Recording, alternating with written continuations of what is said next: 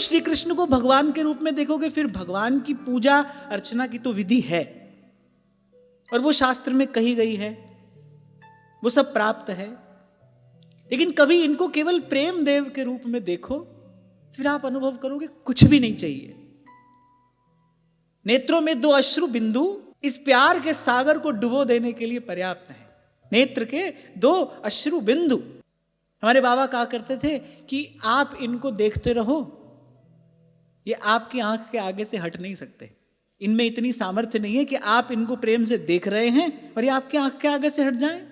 आप इनका भजन कर रहे हैं, आप भाव से इनका भजन करते हो, ये उस समय कुछ और कर लें ऐसी इनकी सामर्थ्य नहीं है। आप इनका भजन करेंगे तो इनको आपका भजन करना पड़ेगा, आप इनको याद करेंगे तो इनको भी आपको याद करना पड़ेगा।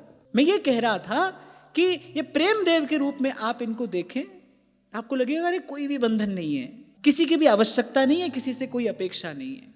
फिर आप ढूंढेंगे एक एकांत कोना, जैसे व्यास जी ने कहा कि तो बैठी रहूं कुंजन के कोने और श्याम राधिका गाऊं। जब प्रेम के मार्ग पर आगे बढ़ेंगे आप, इस पथ पर जब आप आगे बढ़ेंगे, फिर आपको लगेगा भाई नहीं अब कोई नहीं चाहिए, अब कुछ नहीं चाहिए, अब तो कोई एक कोना मिल जाए, कोई एक कोना मिल जाए बस, जिसमें बैठकर नैनन की कर कोठरी। यही बात तो कबीर जी कह रहे हैं, हमारा यार है हम में हमन को इंतजारी क्या।